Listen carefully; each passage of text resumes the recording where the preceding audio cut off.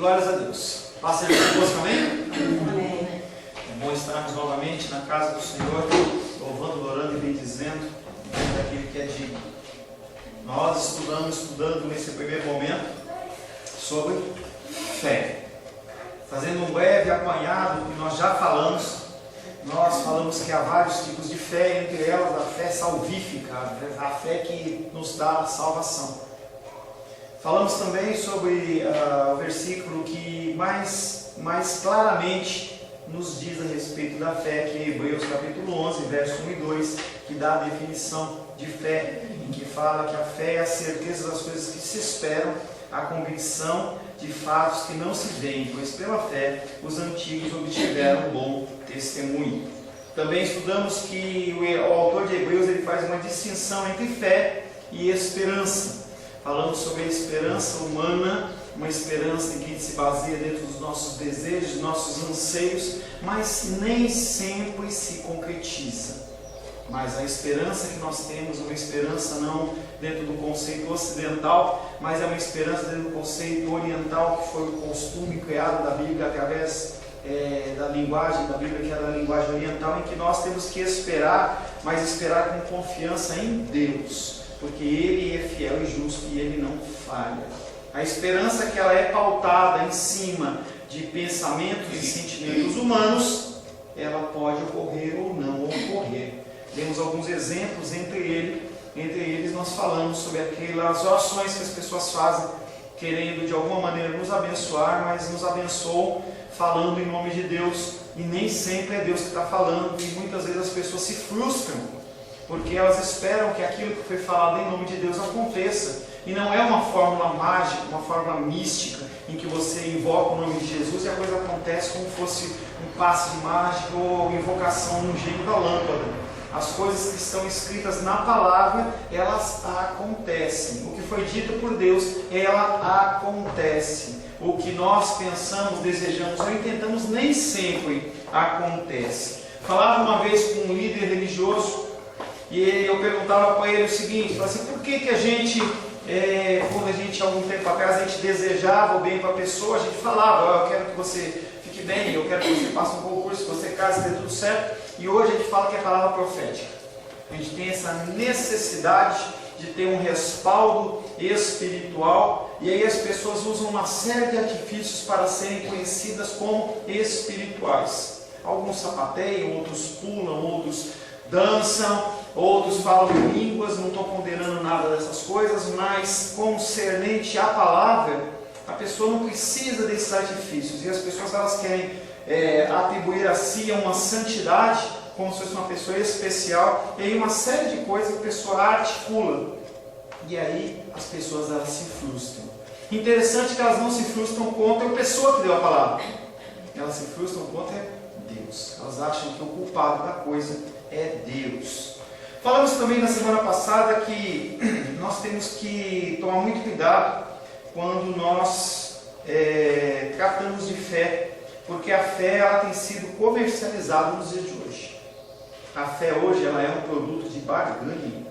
As pessoas, no afã de terem os seus pedidos atendidos, elas entram em contextos, em coisas cegamente, e quando Deus não está falando, a coisa não acontece.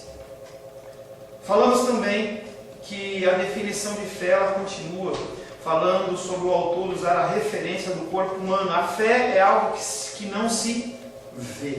E aí as pessoas elas pegam esse sentido para serem cegas na fé. E aí, além da fé salvífica, nós falamos também sobre a fé burra. Uma fé que você não tem conhecimento bíblico, você não alicerça a sua fé em conhecimentos. Você acha que é uma coisa linda e maravilhosa, você não questiona nada. As pessoas nos induzem a isso. Os brasileiros, eles são induzidos a isso. É muito mais fácil você manter uma massa sob o seu controle que não tem conhecimento e entendimento do que as pessoas que aprendem. Então os pastores muitas vezes eles não querem ensinar para que as pessoas não o questionem. E se questionam, fala sobre provisão, sobre o cuidado, sobre o amor do Senhor. E a gente se fixa o que? No ouro, porque é um metal precioso. Eu quero, não é isso. Tá? Abraão ele não viu e ele acreditou e ele seguiu em frente. Em essência, isto é a fé. Não crer algo sobre Deus, e sim crer no próprio Deus. Pastor, vamos voltar um pouquinho. Por que não pode ser rua de ouro? Pode Não ser falei sim, mas que... só que a gente só vai Não, usar, sabe o que mas acontece, não vai ter vocês? valor. Mas o valor está no... O livro de Apocalipse, ele é um livro que ele não é um livro literal. O que é isso? Por exemplo, se você vai ler um Correio Brasiliense, pelo menos teoricamente o que está sendo noticiado ali são coisas verdadeiras, certo? Se você pegar um romance de Machado de Assis, ou pegar um livro de Camões, qualquer livro de literatura, aquilo que está sendo descrito ali nem sempre pode ser realidade, mas ele está falando de coisas que estavam na mente e na imaginação dele. Então o que eu quero dizer para você é, os livros da Bíblia, e aí com o estudo você começa a perceber, tem livros da Bíblia que são históricos, como por exemplo o livro de Atos. O que foi escrito no livro de Atos, ele é histórico, é como se fosse um relato histórico do que aconteceu. Quando você pega Salmos, não é um relato histórico, ele é um relato muito mais poético no sentido de música, e você tem que ler ele de uma outra maneira. Quando você lê um livro profético, ele está falando em outros símbolos, como você pega Daniel, lá fala dos animais que vão estar se levantando, ele não está falando em animais verdadeiros, ele está fazendo uma simbologia. Quando fala no livro de Apocalipse, ele foi escrito com sentido básico e principal de você estar alimentando os cristãos daquela época em que estava havendo uma grande perseguição. Então a perseguição era, se você estiver com uma Bíblia, não uma Bíblia, mas com escritos, se estiver tratando, você morre, a pessoa não poderia ser cristão. Então a linguagem ela era simbólica e entendida apenas pelos cristãos, porque havia uma série de simbologias, como por exemplo na Segunda Guerra ou na Primeira Guerra, eles queriam mandar uma mensagem, eles mandavam uma mensagem codificada, código Morse. As pessoas não entendem o que está sendo falado. Pode ser rua de ouro? Pode, mas não é o objetivo do que está sendo ali. O livro ele vinha trazer esperança para aquelas pessoas. Quando você lê as cartas apocalípticas para as igrejas, você vê que fala assim, persevera, continue em frente. E aí as pessoas, quando liam aqueles textos, o romano pegava, o cara está ficando doido, rua de ouro, rua de não sei o quê, não sei o quê. Isso não existe, os caras estão ficando pirados, mas o cristão sabia do que estava sendo falado ali. Então, a linguagem de Apocalipse é uma linguagem diferente, ela tem se lido de uma maneira diferente. Se o Senhor vai nos agraciar ou não, aí é com ele, ele faz o que ele quiser. Mas, entendeu, não é o objetivo daqui. Tá? Em essência, isto é a fé. Não crer em algo sobre Deus, e sim crer no próprio Deus. Jó, ele falava, Senhor, eu conhecia de ouvir falar, eu conhecia de algo sobre o Senhor. Agora eu conheço de contigo andar, eu estou vendo como que o Senhor age. Não são conceitos religiosos, as pessoas elas conhecem, é por isso que eu estou falando da fé burra ou ignorante. As pessoas elas sabem citar versículos, as pessoas têm na sua casa o Salmo 23, 91 aberto, as pessoas andam com a Bíblia no painel do carro, ela está toda tortona por causa daquele sol, mas elas não conhecem esse Deus verdadeiro. Quando vem a luta e dificuldade, a pessoa não acredita, ela não crê. Nós temos que crer em Deus, através de relacionamento, de convivência. A fé cristã diz respeito a crer no próprio Deus. Ter fé é viver por meio de toda palavra que procede da boca de Deus. Toda palavra que realmente procede da boca de Deus, ela vai acontecer. Deuteronômio 8:3.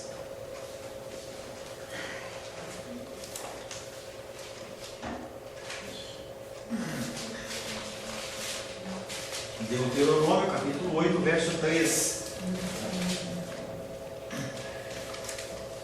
Ele te humilhou e te deixou ter fome e te sustentou com maná, que tu não conhecias, nem teus pais o conheciam, para te dar a entender que não só de pão viverá o homem, mas de tudo que procede da boca do Senhor viverá o homem. E aí ele começa, Deus falando para o povo de Israel.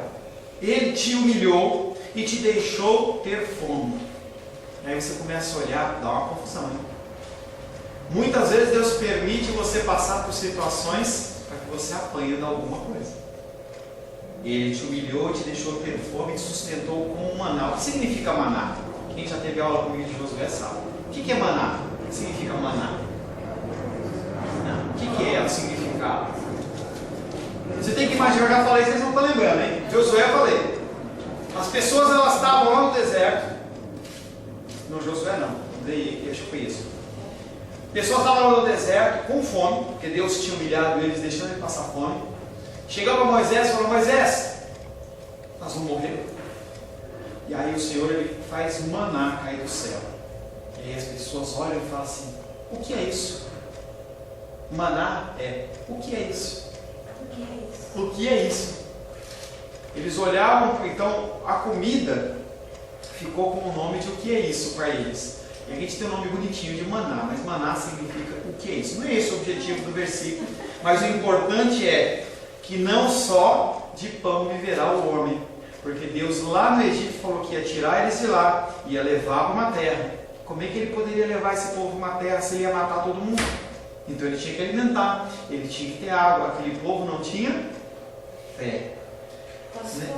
Fale que ele... mas assim, significa o que é isso? Mas era o que? Dá para saber o que era? Se era carne? Não, era um pão, era como se fosse pela que é a descrição da Bíblia, como se fosse um bolo de pão adocicado, alguma coisa que eles usavam aquilo como matéria-prima para fazer pão, para fazer bolo, fazer outras coisas. Não tem esse produto para a gente hoje, entendeu? Mas era algo que era multiforme para fazer cultura. Devia ser alguma coisa do tipo uma farinha, mas num formato diferente do Senhor. Uma farinha capsular. É um negócio meio doido. Sustentou com o maná que tu não conhecias, nem teus pais o conheciam, para te dar a entender que não só de pão viverá o homem, mas de tudo que procede da boca do Senhor viverá o homem. Independente da situação que você está passando, Deus ele faz ou natural ou sobrenatural, para te tirar da luta, ou deixar você passar aí com você. Mateus 4,4. E aí é uma aplicação de Deuteronômio 8,3, lá na frente, em Mateus capítulo 4, verso 4.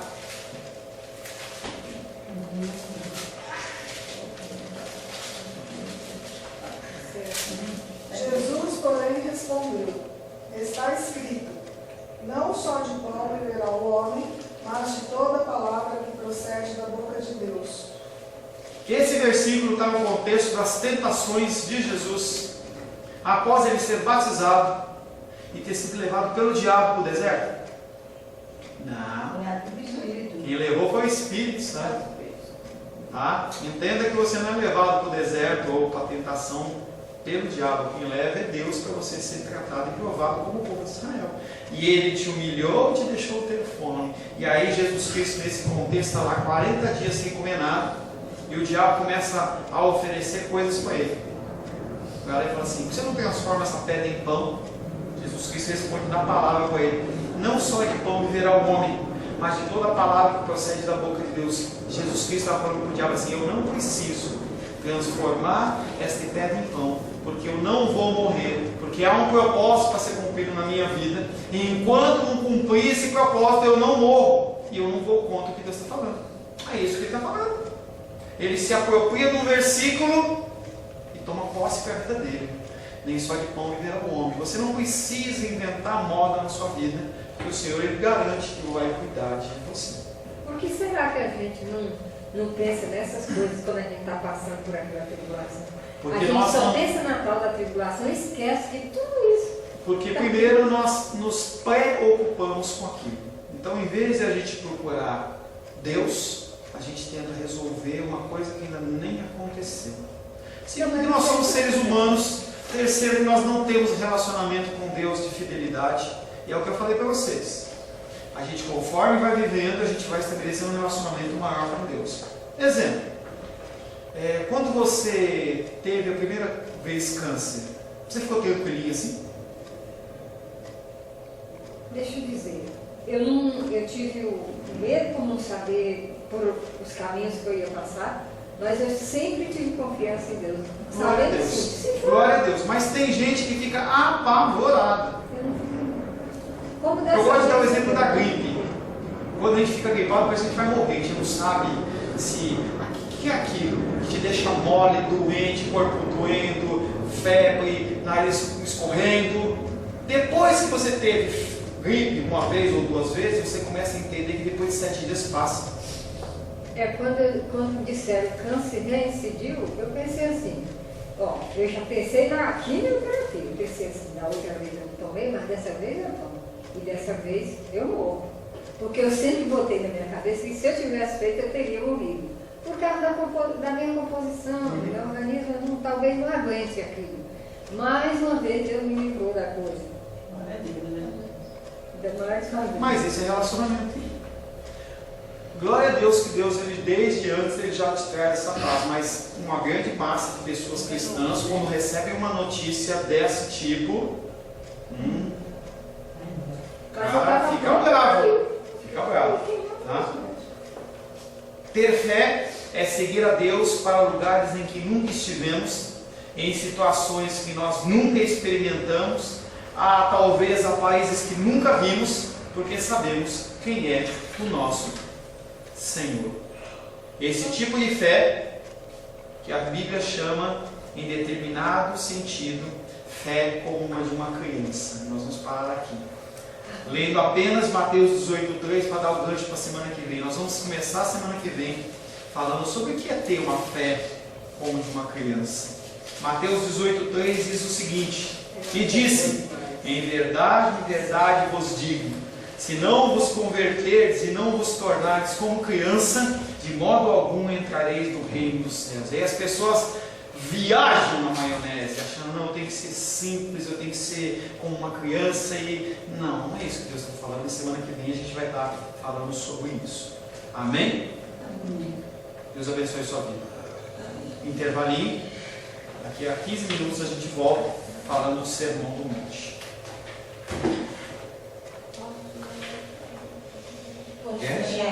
Quero ser como criança.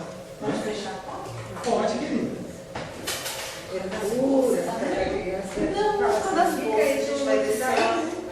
Não deixo. Não? Acabei de dar uma café. Ela errou. Ela não limpa embaixo. Está cheio de sujeira. Nem arrasta nem lava. Você mala de caixinha.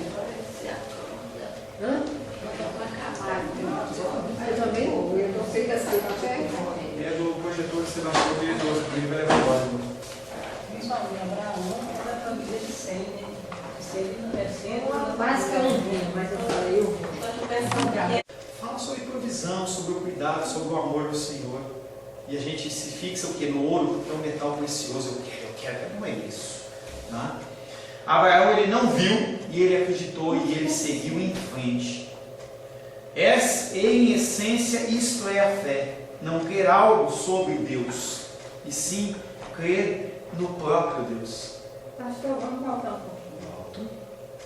Por que não pode ser budil? Pode Não ser falei sim, que... Só que a gente só vai Não, usar, sabe o que acontece? Vai ter valor.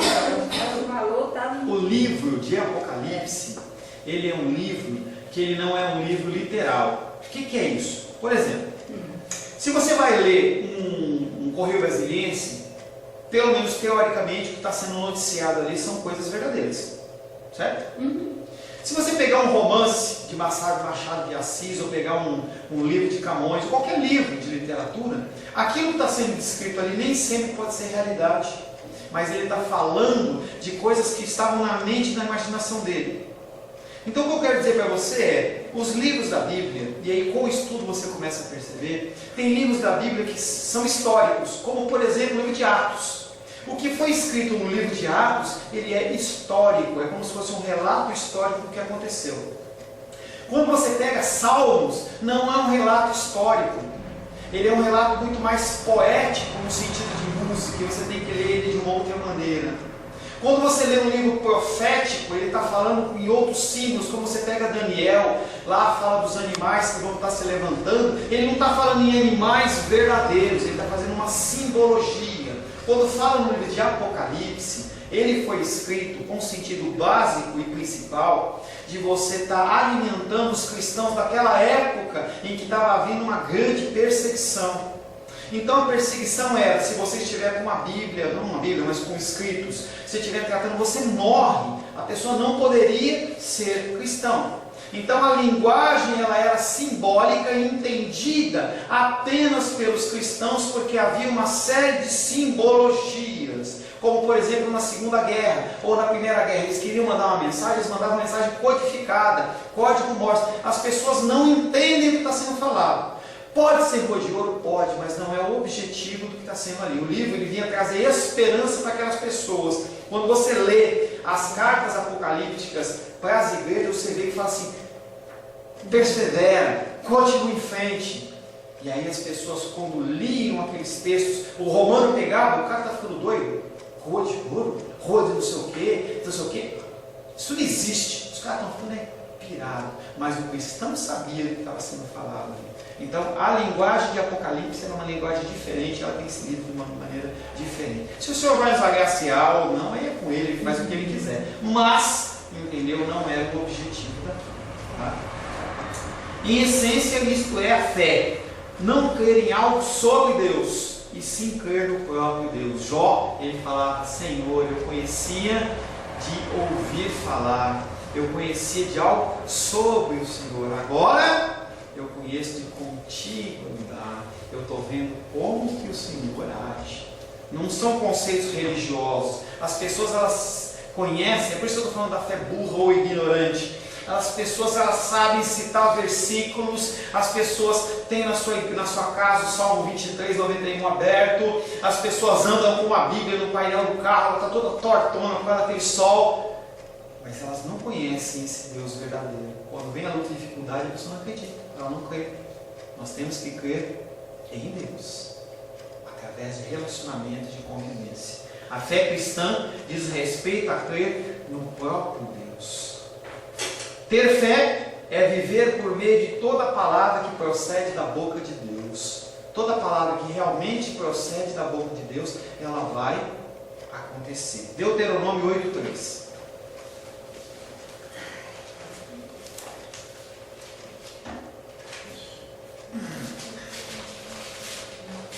Deuteronômio capítulo 8, verso 3. Humilhou e te deixou ter fome e te sustentou com maná, que tu não conhecias, nem teus pais o conheciam, para te dar a entender que não só de pão viverá o homem, mas de tudo que procede da boca do Senhor viverá o homem. E aí ele começa, Deus falando para o povo de Israel: Ele te humilhou e te deixou ter fome. Aí você começa a olhar, dá uma confusão, hein? Muitas vezes Deus permite você passar por situações para que você apanhe de alguma coisa. Ele te humilhou, te deixou ter fome e te sustentou com um maná. O que significa maná? Quem já teve aula comigo de Josué sabe. O que é maná? O que significa maná? Não. O que é o significado? Você tem que imaginar, eu já falei, vocês não estão lembrando, hein? Josué eu falei. As pessoas elas estavam lá no deserto. No Josué não, acho que foi isso. Pessoas estavam lá no deserto com fome, porque Deus tinha humilhado eles, deixando eles passar fome.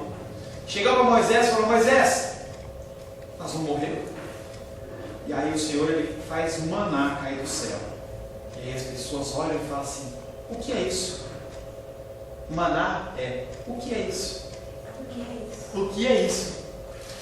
Eles olhavam, então a comida ficou com o nome de o que é isso para eles. E a gente tem um nome bonitinho de maná, mas maná significa o que é isso. Não é esse o objetivo do versículo, mas o importante é que não só de pão viverá o homem, porque Deus lá no Egito falou que ia tirar eles de lá, ia levar para uma terra. Como é que ele poderia levar esse povo para uma terra se ele ia matar todo mundo? Então ele tinha que alimentar, ele tinha que ter água. Aquele povo não tinha fé. Pastor, Fale que ele... mas assim, significa o que é isso? Mas era o que? Dá para saber o que era? Se era carne? Não, era um pão, era como se fosse pela descrição da Bíblia, como se fosse um bolo de um pão adocicado, alguma coisa que eles usavam aquilo como matéria-prima para fazer pão, para fazer bolo, fazer outras coisas. Não tem esse produto para a gente hoje. entendeu? Mas era algo que era multiforme para fazer cultura. Devia ser alguma coisa do tipo uma farinha, mas num formato diferente do Senhor. Uma farinha encapsulada. É um negócio meio doido. Sustentou com o maná que tu não conhecias, nem teus pais o conheciam, para te dar a entender que não só de pão viverá o homem, mas de tudo que procede da boca do Senhor viverá o homem. Independente da situação que você está passando, Deus ele faz ou natural ou sobrenatural, para te tirar da luta, ou deixar você passar aí com você. Mateus 4,4. E aí é uma aplicação de Deuteronômio 8,3, lá na frente, em Mateus capítulo 4, verso 4.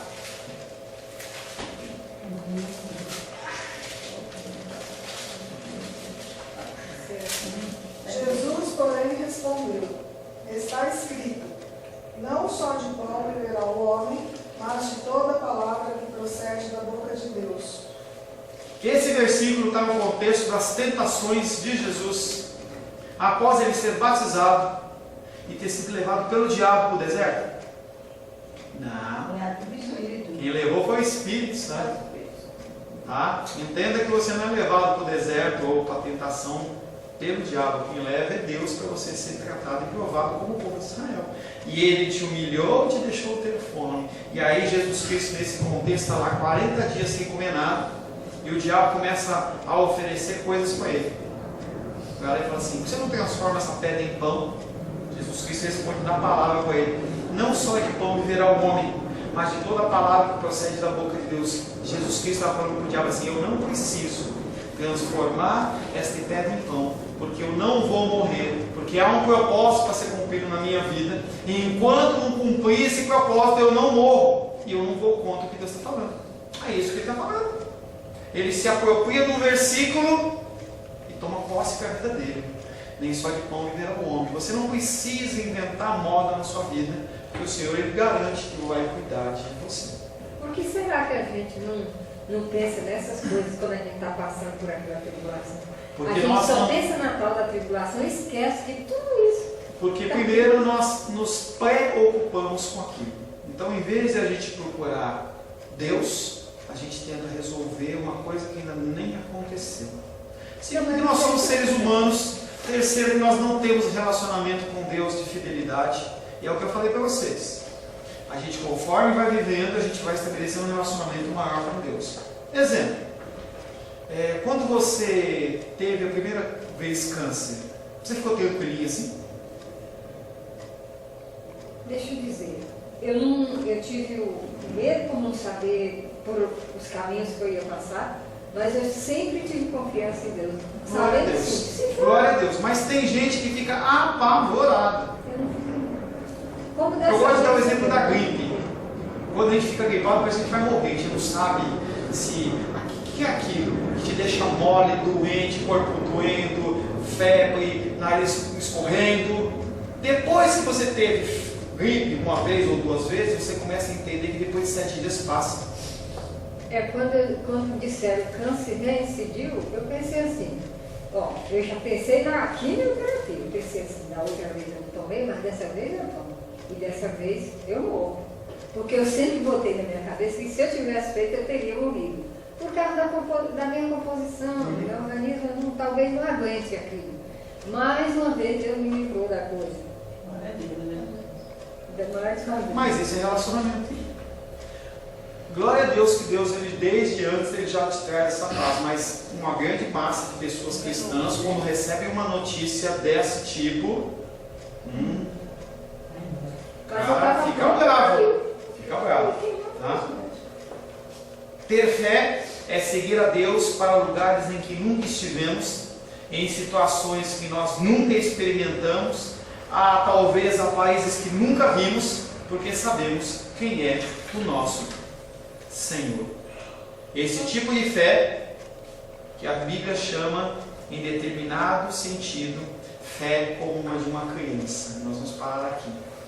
Lendo apenas Mateus 18:3 para dar o gancho para a semana que vem. Nós vamos começar a semana que vem falando sobre o que é ter uma fé como de uma criança.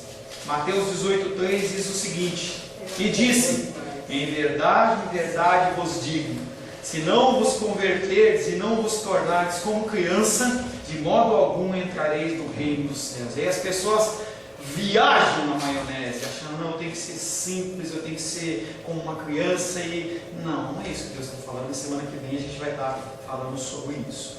Amém? Deus abençoe a sua vida. Intervalinho, daqui a 15 minutos a gente volta falando do Sermão do Monte.